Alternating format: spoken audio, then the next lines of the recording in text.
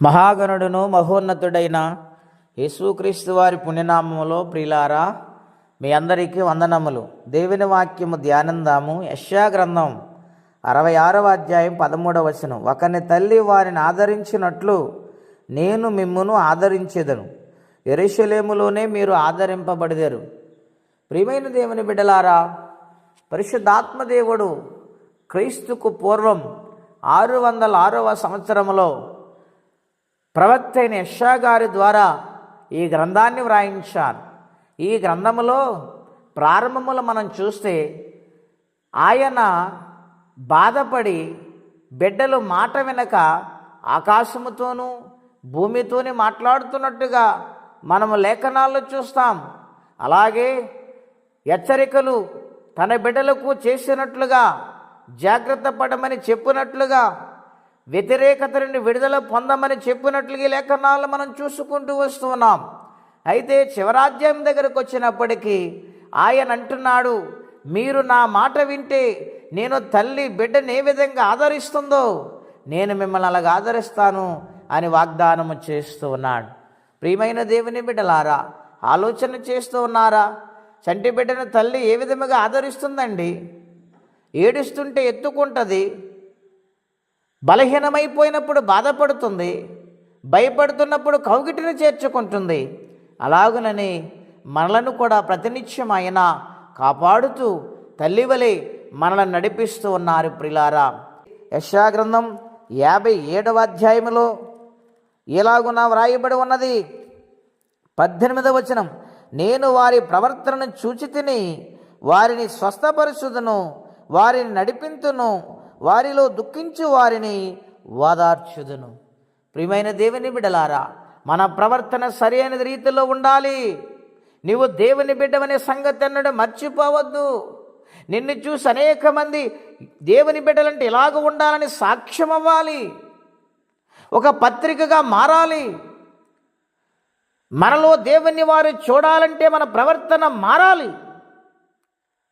అటువంటి ప్రవర్తన కలిగి జీవించినప్పుడు, ఆయన చూసినప్పుడు, ఆయన ప్రవర్తన చూసినప్పుడు వారికి మొట్టమొదటిగా ఇచ్చేది స్వస్థత.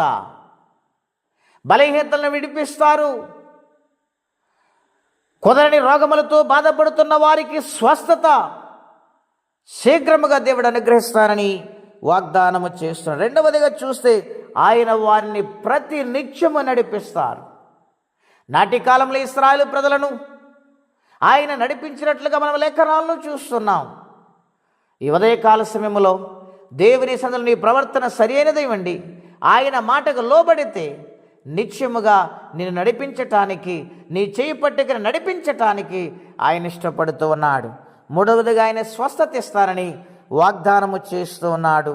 దేవుని బిడ్డలారా, ఎటువంటి దుఃఖమున్నా, ఎటువంటి శ్రమన్నా, ఎటువంటి సమస్యలున్నా ఆయన విడిపించి ఓదార్చి సమాధానాత్మనిచ్చి నడిపించటానికి ఆయన ఇష్టపడుతూ ఉన్నాడు. కాబట్టి తల్లిలాగా ఆదరించే దేవుని వైపు చూద్దాము.